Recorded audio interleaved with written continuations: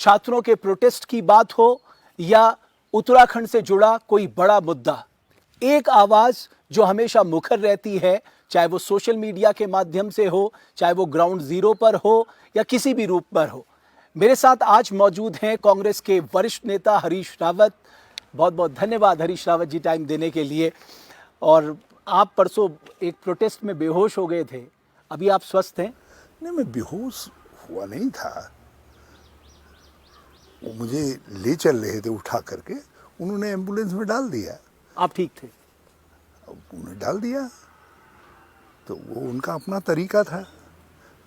वो मुझको उठाने का जस्टिफिकेशन बनाना चाहते थे। अब मैं उसमें क्या उनको जवाब दे सकता था? अदरवाइज मैं आई एम ऑलवेज फिट। तो आप परफेक्टली फाइन हैं? I am perfectly fine. Harish Rawat ji, ये जो प्रोटेस्ट हुआ था, आपको लगता है इससे बचा जा सकता था? बिल्कुल बचा जा सकता था, बचा जाना चाहिए था।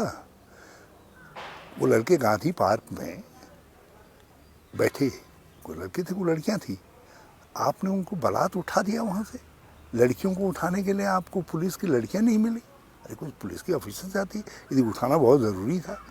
तो वो चीज़ें जब वायरल हुई तो दूसरे दिन लड़के गुस्से में इकट्ठा हो गए सब, और उनसे सीधे किसी मंत्री को आकर के बातचीत करनी चाहते। मैं तो कह रहा हूँ कि यदि मुख्यमंत्री जी कहते भाई आओ, मैं तो तुम्हारा इंतज़ार कर रहा हूँ, बैठो, बात क्या चाहते हो। और मैंने मुख्यमंत्री जी को सलाह दी थी, 2 बार सलाह दी थी, बिन मांगे सलाह दी थी। मैंने कहा तुम बॉबी पवार उनके साथियों को बुलाओ, उससे कहो भाई क्या चाहते हो, जो चाहते हो मैं कर देता हूँ। पर मुख्यमंत्री का तो कहना था कि कई राउंड की बातचीत उनकी इन लोगों से हो चुकी थी और उनके दरवाजे हमेशा खुले थे बातचीत के लिए, उन्होंने कभी बातचीत के लिए मना नहीं किया। आपने बात तो नहीं मानी उनकी। आप अपनी बात मनवाने के लिए बातचीत करना चाहते थे, और फिर जिन लोगों से बातचीत हुई मालूम है उनमें से कुछ लोग सरकारी मुलाजिम हैं अभी। आपने बातचीत का ढकोसला किया। आप जो मूवमेंट का नेता है उन नेताओं से नहीं बात कर रहे हैं आप। मूवमेंट को तोड़ने के लिए जो लोग आगे आ रहे हैं उनका सहारा ले रहे हैं, आप उनसे बातचीत कर रहे हैं। तो मुख्यमंत्री जी पूरी तरीके से इस विषय में इल एडवाइस थे। आपको ये लगता है? हाँ, और इसीलिए पार्टी के अंदर भी उनको।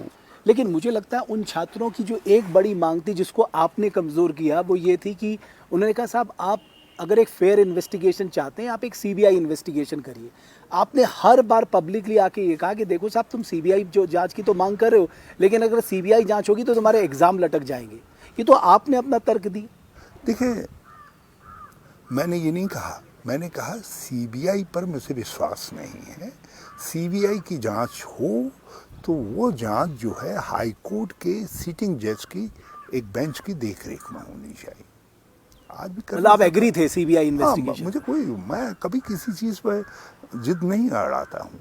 मैं हमेशा एडजस्टमेंट देखता हूँ, और मेरा आज भी मानना है कि इस मामले की जांच होनी ही चाहिए, क्योंकि इसके घोटाले के तार अब जो कुछ अखबारों में आ रहा है वो एक राज्य तक सीमित नहीं है, बहुत सारे राज्यों में है। इंटरस्टेट में फैला हुआ पूरा मकर जाल जो है। ये व्यापक से ज़्यादा व्यापक घोटाला है। हिमाचल ने एक होशियारी की, एक राज्य से दूसरे राज्य में जैसे ही उनको अपने वहाँ के घोटाले की पेपर लीक का मामला दिखाई दिया, उन्हें सीबीआई को सौंप दिया। ये मामला भी मॉडल मामला है, आप सीबीआई को सौंप दीजिए, परीक्षाएं करवाइए। जो लोग दोषी पाए जाएंगे वो जेल होते जाएंगे, वो उनकी परीक्षाएं निरर्थक होती जाएंगी। यदि आप बहुत चाहते हैं। बहुत सारे लोग ये कहते हैं कि यूके ट्रिपल एससी का बीपीडीओ का घोटाला जब पहली बार सामने आया था, अगर हरीश रावत उसमें एक्ट करते और तत्कालीन जो उसके अध्यक्ष थे आरपीएस रावत, उस पर अगर आप एक्ट कर देते तो शायद उस टाइम से ही हम लोग इससे विजिल हो जाते और ये इतना बड़ा घटनाक्रम नहीं फैलता। ये किसी ने बहुत, हाँ, जिनको जानकारी नहीं है तथ्यों की। देखिए, जैसे ही आरबीएस रावत के विषय में हमको जानकारी मिली, मैंने उनसे इस्तीफा मांगा और उसके बाद एसआईटी गठित कर दी। बट वो तो कहते हैं सुओ मोटो दिया, उनके मन में ये बात आई, उन्होंने कहा कि मैंने दिया, मुझे मांगा तो नहीं गया था। बट लोग तो कहते हैं कि वो तो बहुत आपका बहुत बड़ा संरक्षण था उनको, मतलब RPS Rawat is backed by Harish Rawat at that time. हाँ, मैं जो उनका बायोडाटा था और जिस व्यक्ति की संस्कृति पर मैंने उस नाम पर फोकस किया था। मैं उनका बड़ा आदर करता हूँ। उनको राज्य के अंदर भ्रष्टाचार के खिलाफ एक प्रतीक पुरुष के रूप में जाना जाता है। और फिर आरएसएस जैसी संस्था से जुड़े हुए उनका बैकग्राउंड था, तो मुझे लगा कि ये सारे अनुभव के साथ शायद अधीनस्थ सेवा चयन आयोग को ये ईमानदारी से खड़ा कर देगा। एक मापदंड ये था कि वो आरएसएस से जुड़े थे, इसलिए आपको ये लगा कि आरएसएस का व्यक्ति ईमानदार होता। आप ये कहना चाह रहे हैं? मेरे दिमाग में एक धारणा थी कि ये व्यक्ति जो है कम से कम ऐसा कुछ नहीं करेगा, और ये अपने अनुभव के साथ, जितना उनका व्यापक 50 देशों का जिसने भ्रमण किया हो, कई जगह लेक्चर दिए हों, नेशनल इंटरनेशनल फोरम में दिया हो, इतना बड़ा प्रशासनिक अनुभव हो, तो हमने बहुत छांट करके उस व्यक्ति को दिया। लेकिन आपको पता लग गया था उन लोगों ने ओएमआर शीट पे छेड़छाड़ की? जैसे ही मुझे जानकारी लगी कि ऐसा कुछ हो रहा है, तो मैंने उनको बुलाया। मैंने कहा देखिए, आपके पास दो ही रास्ते हैं, आप या तो त्यागपत्र दीजिए या मैं तुमको सैक करूँ। अच्छा, आपने उनसे ये कहा कि या मैं आपको सैक कर दूंगा वरना आप त्यागपत्र दीजिए। एक बात बता दो, वो इतने बड़े दानी होते तो ऐसा कंडक्ट करते कि खुद इस्तीफा देते? अब बाहर देखने के लिए कौन क्या कह रहा है मैं नहीं जानता हूँ। और दूसरी बात, मैंने एसआईटी का गठन किया, एफआईआर दर्ज की। मेरे कार्यकाल में एफआईआर दर्ज हुई जिसमें हाकम सिंह का नाम भी आया। और हाकम सिंह को दोष मुक्त किसने माना, एफआईआर से किसने नाम हटाया? उस समय तक मेरी सरकार नहीं रह गई थी। तो आपको लगता है ये भी एक इन्वेस्टिगेशन का पार्ट है कि हाकम सिंह को किसने बचाया? ये उस समय हाकम सिंह को जिसने बचाया, वो व्यक्ति जो है, उस व्यक्ति को सामने आना चाहिए, और वो भाजपा से जुड़े हुए व्यक्ति हैं। तो आपको लगता है हाकम सिंह को बचाने की पूरी कोशिश हुई? ये एक श्रृंखला है। आप एक चीज देखिए, जितने इस राज्य के अंदर घोटाले हुए, उन घोटालों की तह में कहीं न कहीं भाजपा से जुड़े व्यक्ति क्यों आते हैं? आप आरबीएस रावत का देख लीजिए, भाजपा से जुड़ाओ, आरएसएस से जुड़ाओ। हाकम सिंह के बाद अभी जो है उनका मंडल अध्यक्ष और दूसरे लोगों के नाम आ रहे हैं। उससे पहले के देख लीजिए आप, जितने घोटाले हुए हैं, किसी न किसी रूप में उन लोगों के नाम जो है भाजपा से जुड़े हुए पाए गए हैं। आप चाहे एनएस घोटाला दीजिए, जैसे ही भाजपा के व्यक्ति सामने आने लगे चेहरे, तो एनएस घोटाला जो सीबीआई को दिया जाना चाहिए था, भाजपा चुप्पी साध करके रह गई। उसी तरीके से दूसरे कई घोटाले इस राज्य के अंदर हुए हैं। हर घोटाला था ना, मुआवजे का पूरा लेन-देन आपके नाक के नीचे हुआ था। किसी भी ये जांचें, चाहे वो जांच आपके इसको लेकर के हो, जो हमारे इनमें लेबर डिपार्टमेंट में साइकिल वितरण में घोटाले की जांच हो, कोई जांच हो, जिस जांच में भाजपा के लोग ही तह में आकर के दिखाई दिए, तो भाजपा उसके बाद उन जांचों पर चुप्पी साध जाती है। आज भी भाजपा के ही लोग इन सारे घोटालों में दिखाई दे रहे हैं, और भाजपा इसलिए किसी न किसी तरीके से इम्तिहान करवा ले जाना चाहती है। आप पटवारी घोटाले में एक तरफ पूरे पेपर लीक हैं, और दूसरी तरफ आप बलात् जो है पटवारी की भर्तियां करवा रहे हैं। अब लोगों को शक क्या है कि जिन लोगों ने ये सब सेटिंग की थी पटवारी भर्तियों की, वो लोग ये चाहते थे कि नहीं जल्दी हो जाए ताकि पटाक्षेप हो, एक मामले का पटाक्षेप हो। अच्छा, बच्चे क्या मांग रहे हैं? बच्चे ये नहीं मांग रहे हैं कि किसी को तुम फांसी दे दो, सजा दे दो, कुछ कर दो। बच्चे तो ये कह रहे हैं कि एक हमको ऐसा तंत्र दे दीजिए जिस तंत्र में हम निर्भीक होकर के, निशंक होकर के अपना इम्तिहान दे सकें, और जब तक वो तंत्र नहीं बन जाता तब तक परीक्षाओं को स्थगित कर दीजिए। बट उन छात्रों में से अब इतनी छोटी सी बात को मानने में पूरी भाजपा को प्रसव पीड़ा हो जा रही है। तो ऐसा लगता है जो भ्रष्टाचार उनके पेट में पल रहा है, उसकी पीड़ा उनको जो है इस मांग को बच्चों की मानने से रोक रही है। तो आपको लगता है ये जो स्पेशल इन्वेस्टिगेशन टीम जो भी इन्वेस्टिगेट कर रही है, इस पे आपको ट्रस्ट कम है, या आप कह रहे हैं कि वो सही डायरेक्शन पे है, लेकिन क्योंकि इंटरस्टेट मामला है इसलिए आप सीबीआई को रेकमेंड कर सकते हैं ये मामला? देखिए, मैं सब पर ट्रस्ट करता हूँ, मगर आप परिस्थितियों को देखिए ना। मैग्नीट्यूड को देखिए, व्यापकता को देखिए, और उसमें इन्वॉल्वमेंट को देखिए। आप उन सब चीज़ों को देखने के बाद आप वही तो करेंगे जो पीड़ित पक्ष है, उसकी बात मानेंगे आप। पीड़ित पक्ष कौन है इसमें? छात्र राज्य हैं। का युवा है। तो आप हरीश रावत का विश्वास किसमें है, इसको मत देखिए। ये इम्तिहान हरीश रावत का नहीं है, ये इम्तिहान राज्य सरकार का है। और जो है इम्तिहान परीक्षा ले रहा है यहाँ का युवा, और यहाँ का युवा परीक्षा में कोई कठिन प्रश्न नहीं रख रहा है राज्य सरकार के सामने। सीधा प्रश्न रखा है कि हे राज्य सरकार, हमारे पूज्य, हमारे माननीय, जिनके लिए हमने मोदी मोदी कहा, वो जो है हमको ऐसा तंत्र बना करके दे दो जिसमें हम अपनी योग्यता के अनुसार निर्भीक होकर के, निशंक होकर के इम्तिहान दे सकें, जिसमें पर्चा लीक, दूसरा लीक, OMR सीट में छेड़छाड़ आदि सब कुछ ना हो सके। यही तो मांग रहा है ना।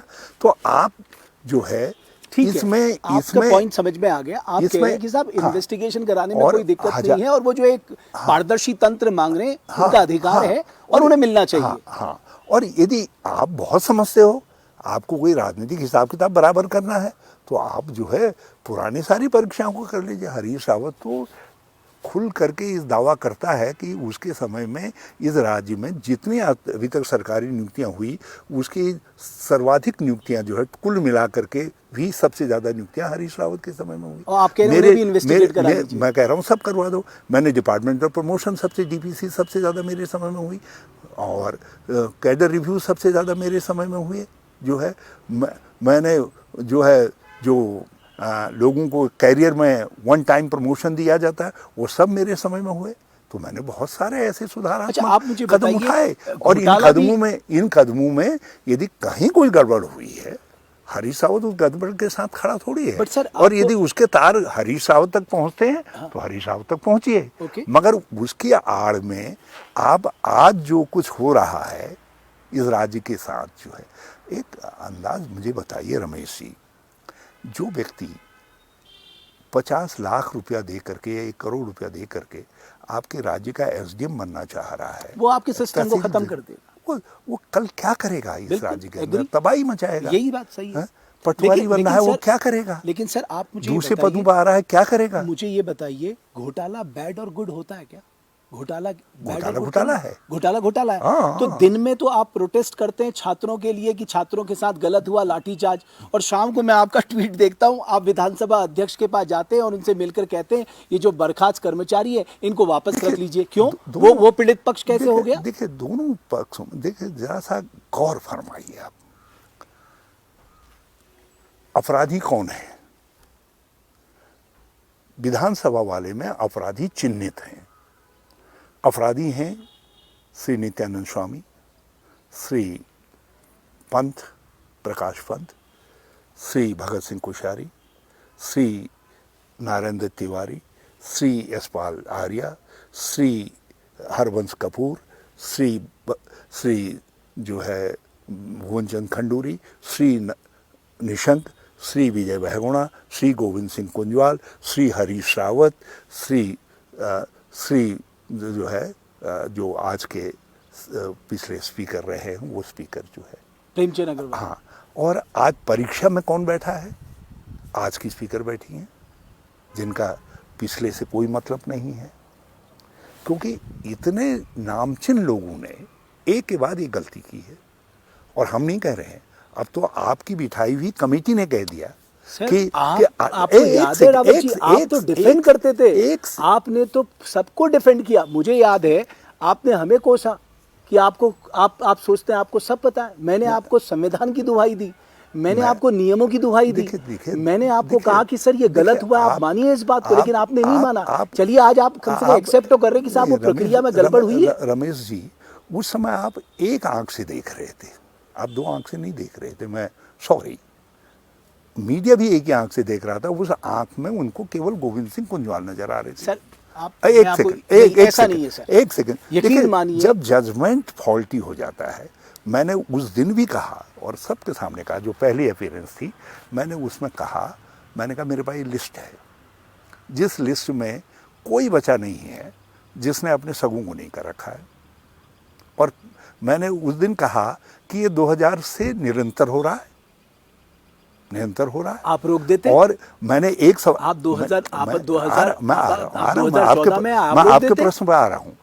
हम में से जो आज का राज्य का हुज हू है, किसी ने कभी ये कहा ही नहीं कि ये प्रक्रिया विधानसभा में जो कुछ हो रही है ये गलत हो रही है, ये नियमों के विरुद्ध अब हो रही है। ये तो चाइल्डिश बात है हरीश रावत जी। आप इतने अनुभवी नेता जिनको संविधान का ज्ञान है, प्रक्रिया का ज्ञान है, अब वो व्यक्ति कहेगा कि हमें पता ही नहीं था, वहां गलत हुआ, ये कैसे कोई बर्दाश्त कर लेगा? नारायण दत्त जी जैसे जो पार्लियामेंट्री और कॉन्स्टिट्यूशनल डेमोक्रेसी के स्वरूप है, साक्षात स्वरूप थे, हरीश रावत मान ले कि उनसे भी गलतियां हो रही थी।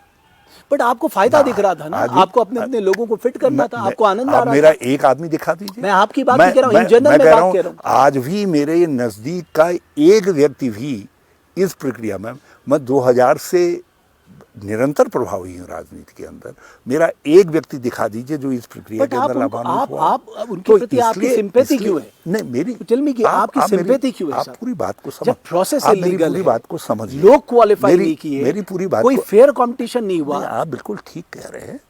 आप मुझको एक बात को मेरी समझिए कि हम सब ने एक सामूहिक रूप से एक चूक की है, भूल की है, जिसमें इंस्टीट्यूशन ऑफ विधानसभा प्रभावित हुए। अब उसमें आज करेक्टिव स्टेप उठाने की परीक्षा है, मगर आज भी आप गलती कर रहे हैं। आपने जो है, एक कैसा नियम है कि जब एक ही तरीके की प्रक्रिया से सारी नियुक्तियां हो रही हैं, तो कुछ नियुक्तियों को आप जो है संरक्षण दे रहे हैं और कुछ नियुक्तियों को आपने बर्खास्त कर दिया। ये वैलिड पॉइंट है, आई एग्री, ये वैलिड पॉइंट है कि भाई जब प्रक्रिया एक जैसी है तो आप 2016 के बाद को हटा सकते, उनको पहले रखते। बट सर आप कह रहे हैं कि वो वापस रख लीजिए, ये किस आधार पे? इसी में मैं कह रहा हूं, मैंने ये कहा कि मैंने कहा मेरे पास 2-3 सुझाव हैं, जिन सुझावों में हम अपनी इन भूलों को रेक्टिफाई कर सकते हैं। दोषी तो कुछ और हैं और दंड भुगत रहा है उत्तराखंड का वो गरीब लड़का, जो लड़के को यदि कुत्ते की गू में भी कहीं नौकरी दिखाई देती है तो उसको भी धो धा करके जो है ग्रहण करना। बट वो क्वालिफाइड नहीं था ना सर? नहीं, मैं कह रहा हूँ वो क्वालिफाइड था नहीं था, ये जजमेंट करने वाले आप और मैं थोड़ी थे। ये जजमेंट करने वाले लोग तो उस समय का स्पीकर था, उस समय के सचिव थे जो है, और एक से एक आउटस्टैंडिंग पर्सनैलिटीज उस समय बैठी हुई थी। और अब मेज में क्या अंतर है? मैंने 2 चीज़ें की। पहली बात, मैंने कहा आप आंतरिक नियमावली बनाइए, और मेरे समय में वो नियमावली बनी। अब उस नियमावली में स्पीकर खुद ही बैठ गए तो ये स्पीकर को तय करना था। मैंने कहा नियमावली बना करके लाइए, नियमों के तहत करिए। ये पहली बार हुआ। दूसरी बात, मैंने कहा जस्टिफाई करिए इन नियुक्तियों को क्यों करना है। ये हरीश रावत ने किया और जस्टिफाई करके मैंने अप्रूव किया, शासन से अप्रूव्ड है। यहाँ तो शासन से अप्रूव ही नहीं हुई, नियुक्तियां हो गई। सर एक बात मुझे बताइए, जिस राज्य में साल में 13 से 15 दिन विधानसभा गोविंद चलती सिंह जी है, वाले में जो मैं कह रहा था आपसे, हाँ। जो उस दिन मैंने कहा कि गोविंद सिंह जी वाले में न्यायिक प्रक्रिया से नियुक्तियां गुजर चुकी हैं। उस समय के चीफ जस्टिस की बेंच ने कहा कि ठीक है नियुक्तियां।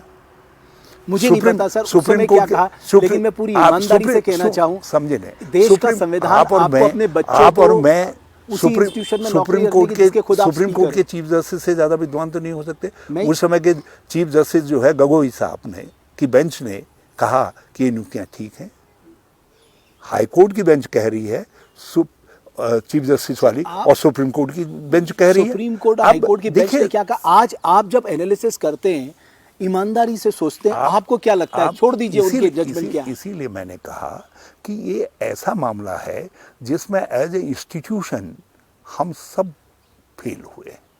चलिए आप, लेकिन सर आप, और इसीलिए मैंने कहा ये सामूहिक फेलियर है, इसलिए लेट अस फाइंड आउट। हम सब लोग बैठे और सामूहिक रूप से इस फेलियर का निदान करें। कोई आवश्यक है कि जो गलतियां पहले से हुई, आज तुम करेक्टिव स्टेप उठा रहे हो। स्पीकर पर मुझे बड़ी उम्मीदें हैं, लेकिन स्पीकर का पहला जजमेंट हम गलत करवा दे रहे हैं कि आपने जो है, जो एक ही प्रक्रिया के तहत नियुक्त हुए हैं, आधे लोगों को आपने बाहर कर दिया, आधे लोगों को आपने संरक्षण दे दिया। अब क्या कहना चाहेंगे? और क्यों मैं इस राज्य के प्रबुद्ध जनमानस से और मीडिया से कहना चाहता हूं, आज क्यों मीडिया चुप है इस पर? इस पर क्यों मीडिया चुप है? यहाँ के बाचाल लोग क्यों चुप हैं? यहाँ के प्रबुद्ध राजनीतिक व्यक्ति क्यों चुप हैं? अगर कोई इंस्टीट्यूशन को कमजोर कर रहा है और वो आवाज उठा रहा है, वो वाचाल है। मतलब आप हमसे कह रहे हैं आप लोग वाचाल हैं, क्योंकि आपने विधानसभा में जो भर्ती घोटाला हुआ था उसको दिन रात उठा के रखा, तो आप वाचाल। नहीं, आपने अच्छा किया, लेकिन आप चुप क्यों हैं? नहीं, मैं कभी चुप नहीं हूं। मैं तो कहता हूं वो प्रक्रिया गलत है। जब एक ही प्रक्रिया से 2000 से भर्ती हुए हैं, मैंने क्या बोला? तो मैंने पहला वर्ड गुड घोटाला एंड बैड घोटाला नहीं होता। अब सवाल आया 2016 से पहले गुड घोटाला और 2016 के बाद बैड घोटाला नहीं हो सकता। वही रमेश जी, अब सवाल आया कि नहीं, आप उनकी पैरोकारी क्यों कर रहे थे? मैं पैरोकारी नहीं कर रहा हूं, मैं तो आपको आईना दिखा रहा हूं। सर, हमने आपको आईना दिखाया, उल्टा आईना दिखाया। आप वो आईना देख ही नहीं रहे थे सर। आप मैंने कहा ना, करने के बाद ट्वीट किया, मैं तो खुल करके कह रहा हूं, स्पीकर से कहा कि साहब आप इनको वापस रख लीजिए। आप लोग एक आंख से देख रहे थे, और आप जब दो आंख से देखेंगे तो आपको लगेगा कि हरीश रावत जो कुछ कह रहा है वो सही है। हंगामा काट रहे थे कि आप कह रहे थे साहब ये छात्रों के साथ गलत हो रहा है, ये भर्ती घोटाला हो रहा है, और शाम को उसी भर्ती घोटाले में जो गलत हुआ उसको जस्टिफाइड करने के लिए आप स्पीकर से मिलते हैं। तो लोग कहते हैं कि ये कौन से हरीश रावत है? दिन का हरीश रावत कौन है और शाम का हरीश रावत कौन सा है? सुबह का हरीश रावत सिस्टम को ठीक करने की बात कर रहा है, शाम का हरीश रावत भी सिस्टम को ठीक करने की बात कर रहा है। आपका सिस्टम ऑफ जो इंस्टीट्यूशन ऑफ स्पीकर है वो परीक्षा में है। एक गलती को सुधारने के लिए जिसमें आपने आधों को निकाल दिया है, आधों को आप संरक्षण दे रहे हैं।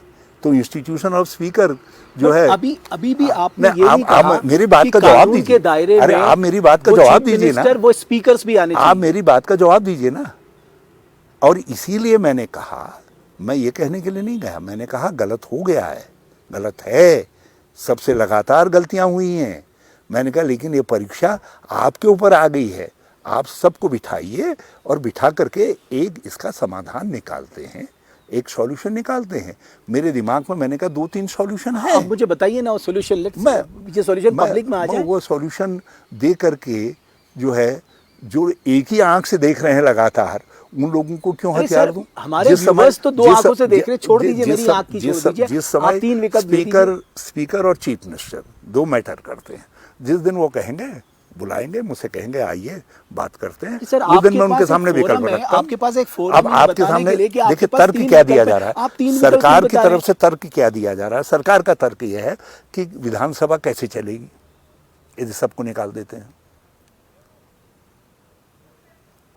अब ये बताइए, जब आप इस तर्क के आधार पर आप आधे गलत नीतियों को बचा रहे हैं, तो मैं ये कह रहा हूं, जब ये आप जिस तर्क के आधार पर भी कर रहे हैं, उस तर्क के लिए बैठ करके सामूहिक रूप से फैसला करते हैं। अपनी सामूहिक गलती को, जिसको आप ऐतिहासिक गलती मान लीजिए, उस गलती का समाधान ठीक से समाधान करते हैं। वैसे भी आप जो जस्टिफाई कर रहे हैं, जहां तक मेरा सवाल है, मैं तो कहता हूं जहां तक मेरा सवाल है, जहां तक मेरा सवाल है, रमेश जी, जहां तक हरीश रावत का सवाल है, मेरा एक रिश्तेदार नहीं, एक आदमी कह नहीं सकता मुझसे कि हरीश रावत ने ये नियुक्तियों के लिए मुझसे कहा।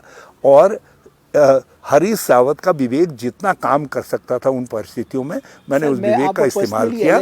मैंने नियमावली के अंतर्गत करने का सलाह दी, और मैंने नियुक्तियों की आवश्यकता को जस्टिफाई करने के लिए कहा, क्योंकि मेरे ऊपर उस समय एक नशा छाया हुआ था कि किसी तरीके से हो भराड़ीसैंण में विधानसभा का सचिवालय पहुंच जाए। और काश यदि वो सचिवालय स्थायी रूप से वहां पहुंच गया होता और 2-3 महीने भी मैं और वो रह गया होता, तो आज भराड़ीसैंण जो है विधवा की मांग की तरीके से अपने उस पर रोता नहीं, अपने वैधव्य पर जो है। अब जजमेंट था, अब एक जजमेंट का एक पक्ष, उस समय मुझे मालूम नहीं था कि कुछ ऐसे लोग भी आएंगे जो आपकी भावना के साथ और आपकी समझ और सूझबूझ के साथ भी सवालिया निशान लगा देंगे। तो उसमें गलत क्या है? वो उस पर गलत क्या है? आपकी सूझबूझ तब गलत थी, आपका विवेक गलत था, उसमें कोई दो राय नहीं है। कब थी? जब आपने जब इन लोगों को वहां पर, क्योंकि आपके पास इतने लोग थे, आप विधानसभा वहां चला सकते थे। जिस राज्य की विधानसभा, वही तो कह रहा हूँ, 13 से 15 दिन साल में चलती है, वहां पर यूपी जहां 403 विधानसभाएं हैं, विधानमंडल है, वहां से ज्यादा कर्मचारी आपने अपनी विधानसभा में भर्ती कर दिए, और आप नंबर को जस्टिफाइड कर रहे हैं। तो लोग आपके विवेक पे भी सवाल उठाएंगे, लोग आपके फैसले पे भी सवाल उठाएंगे, लोग आपके सोच पे भी सवाल उठाएंगे। बुनियादी समझ विधानसभा के आकार पर विधानसभा की भर्तियां नहीं होती, विधानसभा के कार्य पर नियुक्तियां होती हैं। आपको क्यों इतने लोग चाहिए? छोटी विधानसभा हो या बड़ी विधानसभा, आपको क्यों इतने लोग चाहिए? एक मिनट, छोटी विधानसभा हो या बड़ी विधानसभा हो, इसको जरा समझें आप लोग। उन सब की कार्य प्रणाली एक ही तरीके की होती है, उनमें सवाल, दूसरी चीजें सब उसी प्रक्रिया से आती हैं। इसलिए आपको उतने सेक्शन बनाने पड़ते हैं, उतनी नियुक्तियां करनी ही पड़ती हैं। ये नहीं है कि उत्तर प्रदेश की विधानसभा विशाल विधानसभा है तो ये कोई राज्य की मशीनरी नहीं है, विधानसभा है। तो इसीलिए जब हम एक मिनट पूरी बात कह लेने दीजिए, उसमें आपको समझने में सहूलियत होगी, ताकि आप दूसरों को समझ का ठीक से दान दे सके। हम एक विधानसभा सचिवालय वहाँ प्रारंभ करना चाह रहे थे भराड़ीसैंण में, तो मैंने कहा आप जस्टिफाई करके लाइए कि ये जो नियुक्तियाँ होंगी ये भराड़ीसैंण आप नियुक्त करेंगे ताकि वहाँ पर सचिवालय काम कर सके। तो उस आधार पर हमने नियुक्तियाँ की। और नंबर टू मैं आपसे कह रहा हूँ कि सारी जितने नियुक्तियाँ हुई हैं उनमें नियमावली बना करके नियुक्ति करिए, या ये जो है निर्णय हरीश रावत ने नियमावली बनाई, बट नियमावली का फॉलो नहीं हुआ। वो आप बनाई, बट अपनी ही बनाई नियमावली को फॉलो नहीं किया। उसके लिए हरीश रावत को दोष नहीं दे सकते ना। तो फिर आप सर एक चीज बताइए, स्पीकर एक स्वायत्तशासी संस्था होती है, but speaker is very close to you. Speaker जो मेरे क्लोज कौन नहीं, मतलब वो ऐसा था कि वो तो एक तरह से आपके संरक्षण पे ही काम करते थे। नहीं, आप गलत बात। एक चीज मुझे बताइए, इस राज्य के दो ऐसे लीडर हैं जिनको जननेता कहा जाता है, जो लोगों के नेता कहा जाता है, और एक आजकल बीजेपी के महाराष्ट्र से लौटे हैं। तो हालांकि उन्होंने कहा है कि वो अपने गांव जाना चाहते हैं, किताब लिखना चाहते हैं और अपना बाकी का समय वो अपने गांव में बिताना चाहते हैं, बट क्योंकि आपसे मैं जानना चाहता हूं कि अगर आपको कोई सुझाव देना हो कि आप उनका रोल किस तरह से देखते हैं अब, तो आप क्या मानते हैं? एक सीट्स के बाद व्यक्ति को स्वयं निर्णय करना होता है। जैसे मैं 2 दिन से इस मंथन पर हूं कि अब नेशनल लेवल पर मुझको अपनी पारी को विराम देना चाहिए। लेकिन स्टेट लेवल पे अभी भी एक्टिव रहेंगे आप। स्टेट लेवल के लिए राजनीतिक परिस्थितियां क्या कहती हैं, पार्टी की परिस्थितियां क्या कहती हैं, उस पर विचार करना पड़ेगा। यदि मान लिया मैं अकस्मात आकर के कहता हूँ तो उसके कई मायने लगाए जाएंगे। तो इसलिए क्योंकि राष्ट्रीय लेवल पर कोई चीज़ों का वो असर नहीं पड़ता, आप केवल अपने को जस्ट विड्रॉ कर सकते हैं, और स्टेट लेवल पर प्रत्यक्ष तौर पर उसके असर दिखाई देते हैं। तो उन असर का मूल्यांकन करना पड़ेगा। तो हरीश रावत की स्थिति में हरीश रावत निर्णय करेगा। भगत सिंह जी की स्थिति में, भगत सिंह जी बहुत वरिष्ठ नेता हैं, भगत सिंह जी की स्थिति में भगत सिंह जी को निर्णय करना है। बट आप क्या चाहते हैं कि वो अब आगे का समय आप उनको पढ़ते लिखते ज़्यादा देखना चाहते हैं, या आप देखते हैं कि उनका एक्टिवली इन्वॉल्वमेंट यहाँ पर हो पॉलिटिक्स में? देखिए, मैं 2 बातें कहूँ, ये किसी की प्रशंसा और निंदा में नहीं। कांग्रेस के पास एक बहुत ही अच्छा पूल है। कांग्रेस के पास सिर्फ उस पूल को अपने को सिद्ध करना है। प्रीतम सिंह जी के पास अपॉर्चुनिटी आई, पार्टी ने दी, वो सिद्ध कर सकते थे, नहीं हो पाया। करण जी के पास आज अपॉर्चुनिटी है, वो सिद्ध कर सकते हैं। हमारे पास बहुत सारे लोग हैं जिनके पास उत्तराखंड की समझ है, कम ज़्यादा तुलनात्मक रूप से आप देख कर सकते हैं आकलन, लेकिन वो उत्तराखंड को समझते हैं, वो राजनीति और समसामयिक परिस्थितियों का मूल्यांकन करने की क्षमता रखते हैं। भाजपा के अंदर आप नजर डालिए, एक शून्यता है, केवल दो चेहरे, थोड़ा बहुत त्रिवेंद्र सिंह और जिनकी अप्रेंटिसशिप बड़ी लंबी हुई है, उन्होंने वो समझा है। और अभी जो बयान दिया उन्होंने, मैं उस बयान के लिए उनको बधाई देता हूँ। दूसरा जो है पुष्कर सिंह धामी, उनमें भी कुछ समझने बनने की, मगर अभी भी मैं ये कह सकता हूँ कि भाजपा के पास बैंकरप्ट है भाजपा, उसके पास उत्तराखंड की समझ ही नहीं है। लेकिन और इसीलिए आप देख रहे हैं जनता उनको प्रबल बहुमत दे रही है।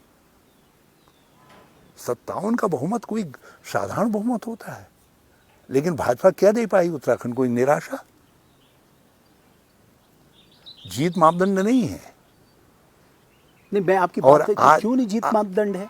लोकतंत्र में जीत मापदंड है साहब। यदि तभी तो आप, जब आपके यदि पास जीत होगी यदि तभी आप सरकार फॉर्म करेंगे, आपके तभी आप लोगों के लिए आपके काम तर्क करेंगे। को मान लिया जाए तो इसका मतलब है जिन लड़कों ने भाजपा की जीत के लिए काम किया, आज उनको आंदोलनरत होना ही नहीं चाहिए, उनको अपनी बात उठानी नहीं चाहिए। बिल्कुल उठानी चाहिए। लोकतंत्र में सर आपका राइट ना, है। फिर एक बात है, यदि ये कैसा लोकतंत्र है आपका कि जो है आप एक तरफ तो कहते हैं कि केवल जीत ही माने है सर्टिफिकेट, उसके बाद आप जो जीत गया वो सिकंदर। बट सर, और एक बात मुझे बड़ी सरप्राइज एक कर बात रही है, लोकतंत्र, आप जैसे लोग जो लोकतंत्र को समझते हैं, संवैधानिक लोकतंत्र को समझते हैं, इसमें चाहे आप छोटी संख्या में या बड़ी संख्या में, आपका दायित्व है to oppose the government, to depose the government, to propose the government. यही तो संवैधानिक लोकतंत्र है। सर, और इसमें कांग्रेस के पास पूल है जो अपना कर्तव्य कर रहा है। आप कह रहे हैं मगर आपके पास भाजपा galaxy के of पास leaders हैं। भाजपा के आपने पास गवर्न करने की जो सूझबूझ देने वाला नेतृत्व तो नहीं दिखाई देता। आपने कहा 5 साल भाजपा ने खुद एडमिट किया, नहीं तो तीसरा मुख्यमंत्री क्यों लाए आप? यदि आप बिल्कुल समझ रहे थे ठीक हो रहा है सब कुछ, जो है बट ठीक है। दोबारा बहुमत में आ गए। नहीं, बहुमत में आने के लिए कई फैक्टर हैं। कई लोग कई फैक्टर्स को एट्रीब्यूट करते हैं। मैं इसमें बहस में उन फैक्टर्स को नहीं लाना चाहता हूं, लेकिन जब चुनाव जो है इस पर नहीं हो रहा है, पेट के सवाल पर नहीं हो रहा है, रोजी रोटी के सवाल पर नहीं हो रहा है, जब आप केवल जो है हिंदू और मुसलमान पर चुनाव को ला रहे हैं, क्या मेरा आरोप गलत है कि वर्तमान आज की जो धामी सरकार है वो मुस्लिम यूनिवर्सिटी के विषय में जो झूठ बोला, प्रधानमंत्री ने झूठ बोला, मंत्रीगणों ने झूठ बोला, कि शासक मुख्यमंत्रियों ने झूठ बोला, उस झूठ के गर्भ से पैदा है? तो जो है, तो इसलिए तो आप ये काउंटर नहीं कर सवाल पाए ये ना। कैसे वो आप काउंटर नहीं कर पाए। वो है हमारा फेलियर, इसलिए हम अपोजिशन में है ना, हम इसीलिए हारे हुए हैं, हम काउंटर नहीं कर पाए। लेकिन उसके लिए सत्य को थोड़ी झुठलाया जाता, सत्य तो यही है। तो इसलिए आज भी भाजपा 47 के बहुमत के साथ है, बहुत चमकीले प्रभावशाली चेहरे के साथ है। मैं समझता हूँ is most well dress and most चमकीला देश के मुख्यमंत्री में सबसे चमकीले मुख्यमंत्री हैं, लेकिन नौजवानों के ऊपर लाठीचार्ज हो जा रहा है। बट आपने उनकी कुछ दिन पहले तारीफ की थी। मैं- आपके लोग प्रोटेस्ट कर रहे हैं, आप उनकी तारीफ कर रहे हैं, आपने अपने लोगों के लिए मुश्किलें खड़ी कर दी। आप मेरी तारीफ को यदि पूरा पढ़ेंगे तो आप जो है, जिस दिन आप पूरी तारीफ को मेरी समझने लग जाएंगे तो रमेश जी, उस दिन आप अच्छे राजनीतिक हो जाएंगे। ठीक। देखिए, इस राज्य का एक सीनियर सिटीजन भी हूँ। यदि मेरा मुख्यमंत्री किसी के जूते, बच्चे के जूते के तस्त में बांधता है, तो क्या मैं इतना कृपण हूँ? तो फिर मैं, इसका मतलब है मुख्यमंत्री के लायक नहीं हूँ था कि मैं उस गेस्चर की तारीफ ना कर सकूं। और यदि त्रिवेंद्र सिंह एक सत्य को स्वीकार करके बहादुरी से कह रहे हैं, तो मैं उनकी तारीफ में शब्द न कहूं, क्या मैं इतना कृपण हो जाऊं? तो इसका अर्थ है, तो फिर मैं हरीश रावत एक संघर्ष से निकले हुए व्यक्ति के लायक नहीं हूं। इसलिए आप मेरी भूमिकाओं को समझिए और उस पर भी आप मेरी स्पिन बॉलिंग को भी तो देखिए सर, आप मेरे अब लोग मेरे चाहते हैं- मेरे सेंटेंस के अब एक हिस्से को आपकी पार्टी पढ़िए, के लोग ही जो चाहते दूसरा हैं। हिस्सा है, जो दूसरा हिस्सा है वो कहाँ पर आदमी को डाल दे रहा है, कितनी कितनी कठिन चुनौती उसके सामने कर दे रहा है। सर, तो ये इसको भी तो जरा सा सर, देखिए आप। अब आपकी पार्टी के लोग चाहते हैं आप ना स्पिन बॉलिंग करिए, ना आप बैटिंग करिए, ना आप नाइट वॉचमैन के रूप में आइए, ना आप फास्ट बॉलिंग करिए। आप जो साथियों के साथ आराम बैठिए और मार्गदर्शक का काम करिए। तो मुझे ये बताइए, यदि ये आपने संदेश आज भी ये बता दिया कि मैं उत्तराखंड की राजनीति से रिटायर नहीं करने जा रहा। यदि ये संदेश आपके माध्यम से आया है तो ये मुझे, हे भगवान, ये मुझे ग्राह्य है। मैं तो कह रहा हूँ 500-600 जितने लोग हों, बैठो और बैठ करके एक दिन जो है, क्या इतनी कृपण है कि 58 साल के सेवक को लोग, जब किसी को सेवानिवृत्त होता है 35 साल की सेवा के बाद, तो उसको भी माला पहनाते हैं, शॉल पहनाते हैं। मुझको भी एक माला पहना दो, एक शॉल पहना दो, कह दो भाई आपने बहुत हमारी सेवा की है। तो ये सुझाव भी मेरा पहुंचा दीजिए। आप रेडी टू रिटायर हैं मतलब? मैंने कहा ना, जिस दिन ये ऑफर मेरे पास आएगा कि मैं उस दिन हरीश रावत बिल्कुल तन्मय भाव से, बिल्कुल तन्मय भाव से। बट आप मान के चल लें कि अब आपको रिटायर हो जाना चाहिए और जो बाकी चीज़ें में आप पहाड़ के उत्पादों पे काम करते हैं, कई और मुद्दों पे काम करते हैं, उस पे आप काम करेंगे। उसमें भी राजनीति दिखाई देगी क्या? उसमें राजनीति नहीं होगी? एक बात बताओ, हरीश रावत यदि एक गेठी को पॉपुलराइज करने के लिए क्रिटिकों को ये मौका देता है कि लोग कहेंगे गुरु हो गए सुबह सुबह शुरू हैं, और उसमें जो है 42 लाख लोगों को उसको देखने के लिए मजबूर करता है, और गेठी जो है, जो 5 रुपये किलो नहीं बिक रही थी, वो 50-60 रुपया सूटअप हो जाती है। तो क्या इसमें राजनीति नहीं होगी फिर? तो फिर मुझको इससे भी रिटायर्ड हो जाना चाहिए। आज मैंने आपके सामने ये गंगा के मानस पुत्र, जो चीड़ के पेड़ों के फल हैं स्योते के, ये रखे हैं। ये सागर के पुत्रों को जब वो माँ कह करके गंगा के पीछे लग गए, तो गंगा ने कहा मैं अपने मायके में ले जा रही हूँ, वहाँ आप वृक्ष के रूप में जो है उस क्षेत्र की सेवा करोगे। तो ये एक शुभंकर है। मैं यदि इस शुभंकर को आगे प्रस्तुत कर रहा हूँ, क्या इसमें राजनीति नहीं है? तो हरीश रावत का व्यक्तित्व यदि राजनीतिक मोल्ड में ऐसा बना हुआ है कि वो कांग्रेस के लिए उपयोगी हो सकता है, तो मैं क्या कांग्रेस के लोगों से कहूँगा कि तुम हरीश रावत के नाम का उपयोग न करो? नहीं, तो लेकिन आप ये तो मैसेज दे रहे हैं ना, आप अपने स्टेट प्रेसिडेंट को कह रहे हैं कि भाई आप कुछ लोग इकट्ठा हो और मुझे एक अच्छी फेयरवेल लो। दो चीजें हैं। एक चीज ये है कि कांग्रेस जो है ये कहे कि हाँ, हम आपका उपयोग करेंगे, जिस समय आप अपना करते रहिए, और हम जो है सक्रिय राजनीति में हम सारी जिम्मेदारियां हम ले रहे हैं, जो राजनीतिक पद इत्यादि हैं उनको वो लोग संभालें, पार्टी को संभालें। अभी हरक सिंह रावत जी ने एक बयान दिया। दोनों चीजें साथ साथ नहीं चल सकती अभी हरक सिंह यदि हरिद्वार के अंदर पार्टी का लाइन लग गई, आपने जिला पंचायत में क्या निर्णय हुआ मैं नहीं जानता, निर्णय लाइन लग गई। हर दिन रमेश पोखरियाल निशंक जी 1-1 दर्जन 2-2 दर्जन लोगों को कांग्रेस भाजपा में ज्वाइन करवाने लग गए। हमको ब्लॉक प्रमुख के लिए कैंडिडेट नहीं मिल पाए, हमको जिला पंचायत के लिए कैंडिडेट नहीं मिल पाए। तो और हमारे 700 से ज़्यादा कार्यकर्ताओं पर 307 से लेकर के कैसे कैसे मुकदमे लगा दिए गए। अब हरीश रावत को जो है थाने में 2 दिन उपवास पे बैठना पड़ा। अब ये दोनों चीज़ें एक साथ नहीं चल सकती। तो आप एक तरह से आप ये और बैठ करके बिना 2 कदम आगे चलकर देखो तो आपको पता लग जाएगा। आप अपने पार्टी के लोगों को ये भी मैसेज दे रहे हैं कि आप हरीश रावत के बिना जरा 2 कदम आगे चल के तो देखो, आपको मैं पता लग जाएगा। ये मैसेज नहीं दे रहा हूँ, मैं ये मैसेज नहीं दे रहा हूँ। मैं कह रहा हूँ कि जो अपॉर्चुनिटी है, जो मौका है, उसका सदुपयोग करो। आज मुझे बहुत अच्छा लग रहा है कि हमारे जो पार्टी अध्यक्ष हैं वो इतने सक्रिय हैं, हर जगह ओमनी प्रेजेंट दिखाई दे रहे हैं। तो एक अच्छी धारा बन रही है, तो उसको मैं बैकअप कर रहा हूँ। तो ये देखिए, राजनीति के अंदर रिप्लेसमेंट जो है इस तरीके से नहीं आते हैं, स्वाभाविक रूप से रिप्लेसमेंट आते हैं। तो आप स्वाभाविक रूप से रिप्लेसमेंट बनिए, साथ लेते लेते बनिए। सर, उम्र के इस पड़ाव में सर, आपने रिप्लेसमेंट की आप मुझे एक बात बताइए, उम्र के इस पड़ाव में मैं किसके लिए चुनौती हूँ?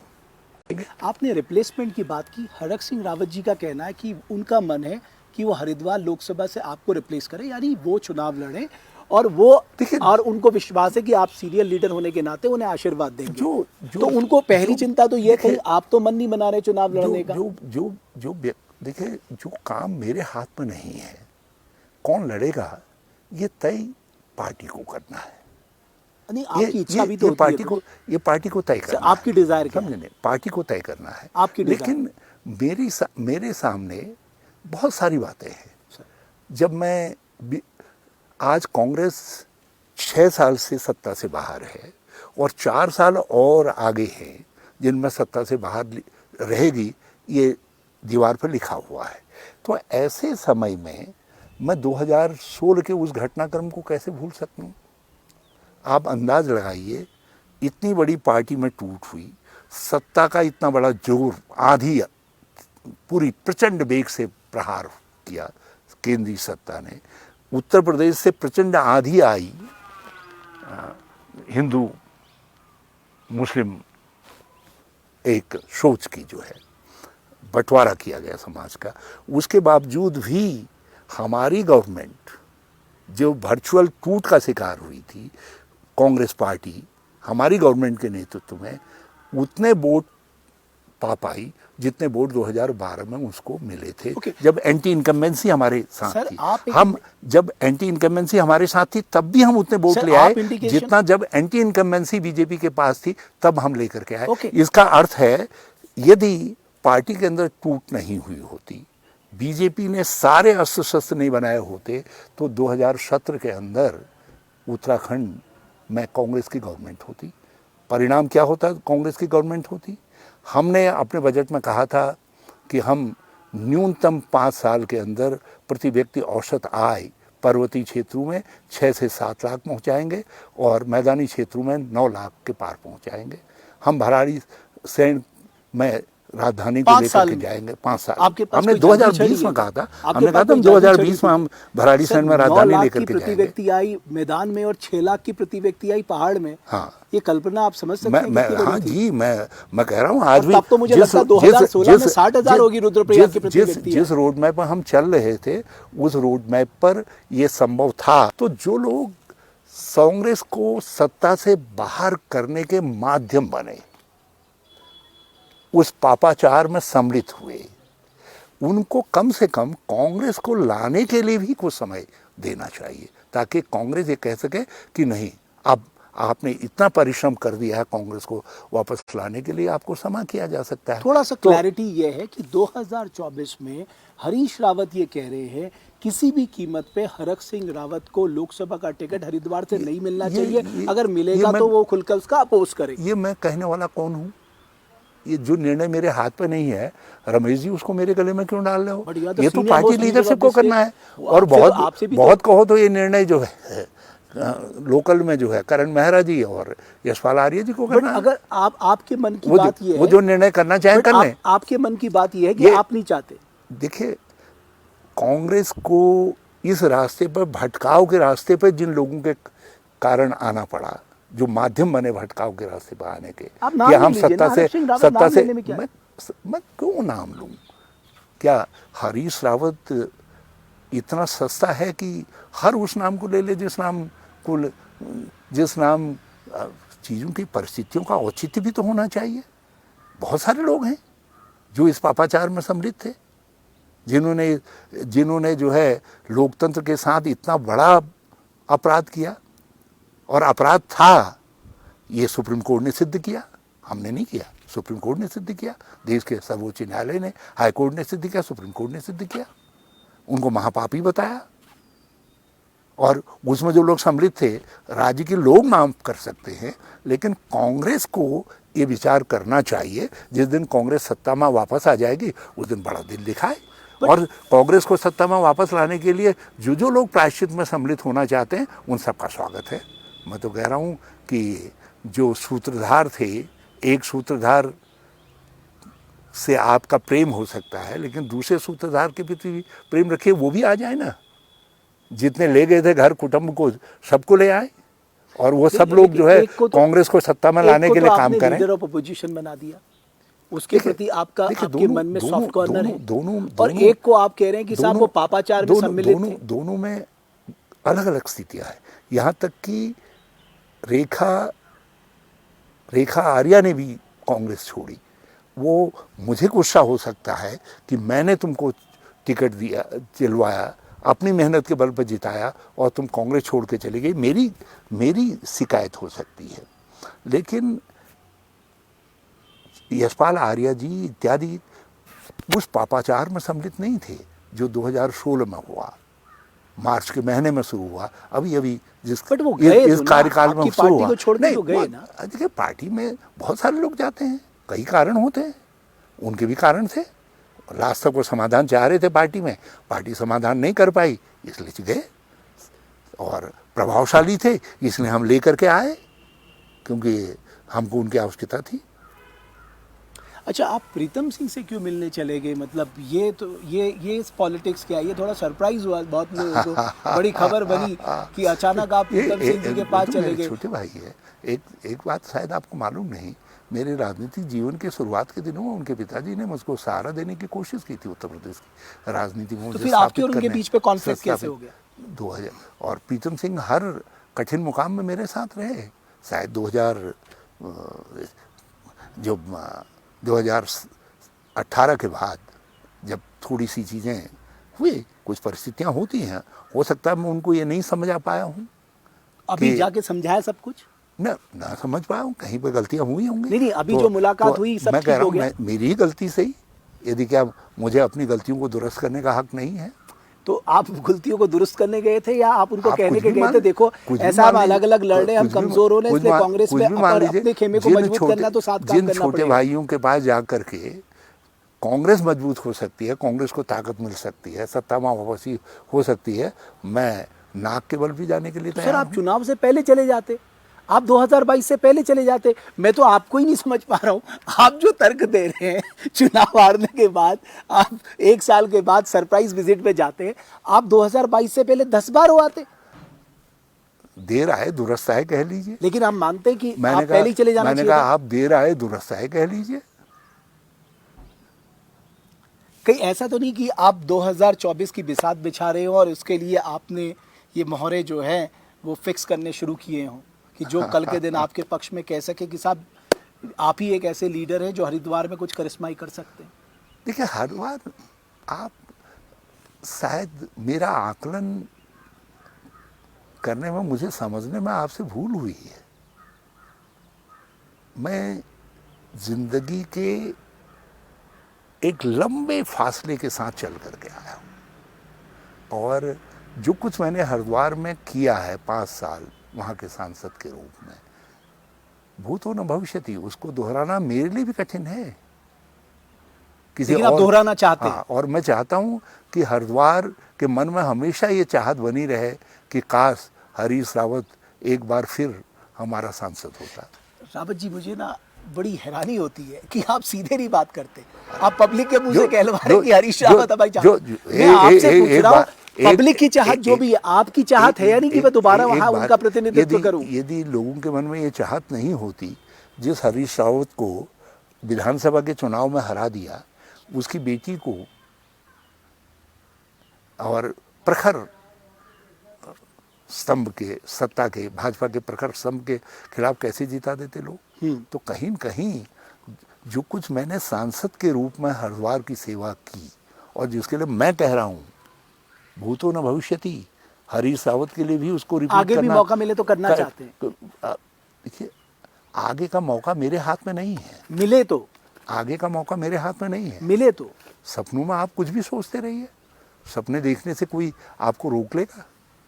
आप सपना नहीं देख रहे सांसद बनने का? जैसे मैं प्रश्न पूछने से आपको नहीं रोक पा रहा हूँ, तो उसी तरीके से सपने देखने से आप मुझे क्यों रोकना चाहते हैं? मैं ना आपसे 2 चीज़ें बड़ी, सर मैं आपसे रिक्वेस्ट करता हूँ, आप हरिद्वार से लोकसभा चुनाव लड़ेंगे या नहीं लड़ेंगे? अगर आपका मन जो क्या मेरे कहता है? हाथ में है नहीं, जो आपका मन क्या कहता समझे नहीं, जो मेरे हाथ में नहीं है। है? सर टिकट मिलना नहीं मिलना आपका मन क्या कहता है? एक बात बताइए, जो चीज़ होना ही नहीं है तब तो उसके लिए मैं मन क्यों बनाऊंगा? आपको पता है कि पार्टी अब आपको टिकट नहीं देने जा रही है। मैं अपने मन की ये गुत्थी आपके सामने रख दूंगा तो सारी किताब आपके सामने रख दी तो फिर आपके पास पूछने के लिए कुछ रह ही नहीं जाएगा। मैं चाहता हूँ रमेश भट्ट जैसे पत्रकारों की उत्सुकता मुझ में बनी रहे, तो कुछ तो आपका मेरे साथ प्यार बना रहे, उसके लिए मैं सारी किताब आपके सामने क्यों खोल दूं भैया? ओके, तो मैं आपके संकेतों से समझ गया, आपने कहा हरक सिंह रावत को टिकट नहीं मिलना चाहिए और दोबारा आप हरिद्वार की सेवा करने का मन बना चुके हैं, इसलिए आप रिटायर्ड नहीं होने वाले। आपने जरूर कह दिया 500 लोगों को इकट्ठा करो और मुझे रिटायरमेंट दे दो, बट मुझे लगता नहीं कि आप रिटायरमेंट का मन बना रहे हैं। ये आपका कंक्लूजन है, ये मेरा कंक्लूजन नहीं है। सर आपकी बातों से मैंने कंक्लूजन निकाला। ये मेरा कंक्लूजन नहीं है। मेरा कंक्लूजन ये है कि मेरी पार्टी 58 साल की सेवा के बाद जब चाहे मुझको जो है श्रद्धापूर्वक आदरपूर्वक कह सकती है कि बस अब हम सब संभाल ले रहे हैं। ओके, मैं आपके एक बेटे और का, उसके लिए मेरा ढेर सारा आशीर्वाद है कि वो संभाले स्थिति। मैं आपके बेटे आनंद रावत का एक फेसबुक पोस्ट पढ़ रहा था और मैं उस बात से सहमत था, एक उत्तराखंडी होने के नाते। उन्होंने कहा कि कुछ लोग उत्तराखंडियत के चैंपियन बनते हैं, लेकिन जब उत्तराखंडियत की बात आती है, जैसे हमारे लोकल गेम्स थे, उनको प्रमोट करने के बजाय वो खली या इस तरह के लोगों को बुला के वहाँ पर ये सब कर रहे थे, तो ये कैसी उत्तराखंडियत है? आई थिंक बहुत ही जस्टिफाइड सवाल उन्होंने पूछा, तो कभी आपने उनकी जिज्ञासा शांत करने की कोशिश की? देखिए,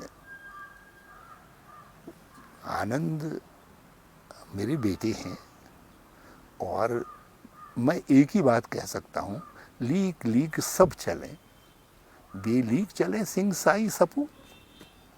यदि पिता से उत्तराखंडियत के रास्ते में कहीं पर कुछ चूक हुई है तो बेटा सुधार सकता है, वो अपना रास्ता बना सकता है। बट आप चाहते हैं वो एक्टिव पॉलिटिक्स में आए? आजकल के नौजवान के मानते हैं। मैं तो हाथ जोड़ करके उनसे कह रहा हूँ कि भाई कम से कम हमारी आर्थिक स्थिति इतनी दयनीय है कि हमारे लिए महीने का खर्चा चलाना बड़ा मुश्किल हो रहा है। लोग हंसेंगे आप पे अगर आप ये बात ठीक है, करें। आप हंसेंगे, लेकिन जो हकीकत है वो हकीकत है जो है। तो मैं चाहता हूँ ना मेरे बच्चे जो हैं कहीं काम धंधा करें, कुछ अपना कमाएं लाएं, ताकि परिवार ठीक से जिस पोजीशन में है इस समय उससे और बेहतर पोजीशन में आ सके। लेकिन जो मैंने कहा आपसे कि साधनहीनता की बात, वो प्रैक्टिकल राजनीति है। मैंने अपने बच्चों से कहा कि प्रैक्टिकल राजनीति का तकाजा ये है कि आप साधन करिए, क्योंकि अब वो उत्तराखंड नहीं है जिस उत्तराखंड ने 12 रुपये में 37 रुपया दिया था मेरी माँ ने मुझको जब मैं ब्लॉक प्रमुख का चुनाव लड़ने गया था, और 25 रुपया मैं वापस लेकर के आ गया था। 12 रुपये में मैं भिकेसन ब्लॉक का ब्लॉक प्रमुख हो गया था। इसमें मैं रोज़ भिकेसन कहता हूँ, अब भी सर टेक करके जाता हूँ। 1,30,35,37 हज़ार के करीब में अल्मोड़ा वालों ने मुझे मेंबर पार्लियामेंट बना दिया था, इसलिए मैं कहता हूँ। अच्छा, हरिद्वार वालों ने, मैं 50,000 रुपया था उस दिन जब मैं हरिद्वार चुनाव लड़ने के लिए गया, उन्होंने जो है कुछ देखा ही नहीं, मुझे मेंबर पार्लियामेंट बना दिया। इसलिए मैं हरिद्वार कहता हूँ, बल्कि बड़ा गर्व महसूस करता हूँ अपने को हरिद्वारी लाल कहते हुए, हरिद्वार का लाल। मतलब आपने आपने राजनीतिक संकेत दे दिया कि हरिद्वारी लाल जो है वो 2024 में फिर तैयार है। नहीं, जब तक उनके गन्ने की लड़ाई होगी, जब वहाँ के विकास की लड़ाई होगी, हरीश रावत हमेशा डंडा लेकर के मैदान में कूदेगा, तो उसका अर्थ ये थोड़ी है कि चुनाव है। एक लास्ट हर चीजें चुनाव के लिए नहीं होती है। इस इंटरव्यू को एंड करते हैं। हरीश रावत पहले चुनाव नहीं लड़ा, वहाँ से लोग कह रहे थे लड़ो करके, मैं नहीं लड़ा। मैंने कहा नहीं है, आप आपस में तय करिए, कोई आना चाहता है तो आइए। लास्ट सवाल, एक ऐसा लीडर कोई आपको दिखाई देता है इस उत्तराखंड में जिसको आप सोचते हैं कि ये व्यक्ति उत्तराखंड को आगे ले जा सकता है, इसमें वो विजन है, इसमें वो कैरिस्मेटिक लीडरशिप है, ये आगे ले जा सकता है? आपको मौके मिले 2000 में भाजपा के पास मौका था। यदि उस दिन राजधानी की गलती नहीं करती भाजपा तो आज राज्य दिग्भ्रमित नहीं होता। दूसरी गलती की आपने आपने जो है उत्तराखंड को समझने वाले को न बना करके जिनके पास सतही समझ थी उत्तराखंड की, उनको मुख्यमंत्री बना दिया। आप भ्रष्टाचार मुक्त उत्तराखंड चाहते हैं। आपने जो भ्रष्टाचार के खिलाफ दूसरे अन्ना हजारे बन करके आए थे, भुवन चंद खंडूरी जी, उनको आपने चुनाव में हरा दिया। आप आपने जो भी सोची थी, जो लोग यहाँ की नाड़ी को समझते थे, यहाँ की धड़कन को समझते थे, यहाँ की पीड़ा को समझते थे, उन लोगों को आपने राजनीति में दूसरी बार उनको लौटाया नहीं, उनको जिताया नहीं आपने। आप तो उनको हरा देते हैं। आप केवल अपेक्षा करते हैं बड़ी बड़ी जो है। आप हमारे 2014 से 2017 तक के कार्यकाल को देखिए। हमने उन्हीं इशूज़ को जो यहाँ के लोगों के आंसुओं से लिपटे हुए थे, जिसमें लोग कहते थे आधी रोटी खाएंगे उत्तराखंड बनाएंगे, मडुआ झुमरा खाएंगे उत्तराखंड बनाएंगे, हमने उन्हीं सोचों के चारों तरफ उस अंतिम व्यक्ति को, उस दुखी व्यक्ति को, पीड़ित व्यक्ति को केंद्र बिंदु बना करके सारे निर्णय लिए। और हरीश रावत को जो है आपने वो जिसका समूचा नाम हमने उत्तराखंड दिया, आपने उत्तराखंडियत के मायके में ही हरा दिया। आपने वहाँ हरा दिया। जिस भराड़ी सैंड के लिए हमने सारे पापड़ बेल दिए, कहाँ से संसाधन जुटाए हमने भराड़ी सैंड के लिए, पूरा रोड मैप बनाया, 2020 तक कहा राजधानी बना करके दे दूंगा। आपने उस भराड़ी सैंड में कांग्रेस को हरा दिया। किसके पास क्या लेकर के जाएंगे? तो बोया पेड़ बबूल का, आम कहाँ से खाए? ये तो उत्तराखंड को विचार करना पड़ेगा। आप ऐसे व्यक्ति चेहरे खोज कहाँ रहे हैं बिखरे हुए। आपने अभी आनंद की तारीफ की, बहुत सारे लोग बिखरे हुए हैं राजनीति के अंदर। आप तो उन लोगों को दे रहे हैं जिनके पास करोड़ों की संपत्ति है। जो लोग लखपति नहीं थे, आज करोड़ों करोड़ों के मालिक हैं, आप तो उन लोगों को चुन रहे हैं। दोनों पार्टियां, तीनों पार्टियां, सब जगह जो है आज कहाँ हैं साधनहीन लोग, दर्द को समझने वाले लोग? वो तो राजनीति के अंदर प्रवेश की हिम्मत नहीं कर पा रहे हैं। और मैं मुझसे यदि दिल से कहो, मैं अपनी माँ को साक्षी बना करके कह रहा हूँ, मेरे लिए वो चुनाव तो अलग रहा। मेरे लिए जो है राजनीति के जिस स्तर पर हूँ, किस तरीके से राष्ट्रीय स्तर पर अपनी सक्रियता को बनाए रखूँगा, यदि पार्टी मुझको कोई जिम्मेदारी सौंपती है, कहाँ से उस खर्चे को उठाऊँ, उसके लिए चिंता करनी पड़ रही है। बेटी से पैसे मांग करके और अपने एक दोस्त से, बेटे जैसे दोस्त से मांग करके टिकट बना करके रायपुर जा रहा हूँ। तो जब आपने उन चीज़ों का मूल्य ही नहीं समझा है, आप तो भौतिकता की चकाचौंध में ऐसे खो गए हैं उत्तराखंड, तो फिर कहाँ से आप वो उत्तराखंड लाएंगे? आप तो मैं समझता हूँ यदि हरीश रावत को तो जब दोगे तिलांजलि तब दे देना, आपको जो है उस उत्तराखंड को भी एक दिन तिलांजलि देनी चाहिए जिसमें कहा था, जिस उत्तराखंड ने कहा था आधी रोटी खाएंगे, टाँट बोरे में सोएंगे, गैरसैंण राजधानी बनाएंगे, उसको तिलांजलि दे देनी चाहिए। तो इसलिए आप उस खोज को रोक लीजिए, क्योंकि जिन लोगों को मैं इंगित करूंगा वो लोग दूसरी बार बेचारे ब्लॉक प्रमुख का चुनाव भी जीत पाएंगे, मुझे शंका है। कारण यह साधन नहीं है। आज ब्लॉक प्रमुख के चुनाव के लिए कितना पैसा चाहिए उत्तराखंड के अंदर? आज एमएलए बनने के लिए कितना चाहिए? मैं कई एमएलएस को जानता हूं जो आए हैं बन करके, वो मुझसे कह रहे हैं कि साहब अगला चुनाव कैसे जीतेंगे, इस बार तो कैसे तैसे जुट गया, अगला चुनाव कैसे जीतेंगे। आज परेशान है, और पक्ष के भी विपक्ष के भी दोनों परेशान हैं। तो ये कैसा उत्तराखंड है भाई? इसीलिए यहाँ हाकम सिंह जन्म ले रहे हैं, इसीलिए यहाँ धारीवाल जन्म ले रहे हैं, इसीलिए यहाँ रॉबिन आ रहे हैं, इसीलिए यहाँ खरीदार आ रहे हैं थोक में जो यहाँ की अस्मिता को भी खरीद रहे हैं। क्या है अंकिता हत्याकांड? हमारी अस्मिता पे छूट है उत्तराखंड की। ये उत्तराखंड जानता है कौन वो वीआईपी है, लेकिन हिम्मत नहीं कर पा रहा है। जिस बेटी ने जो है इतनी हिम्मत दिखाई, अपने प्राण दे दिए, मार दी गई, लेकिन झुकी नहीं अंकिता।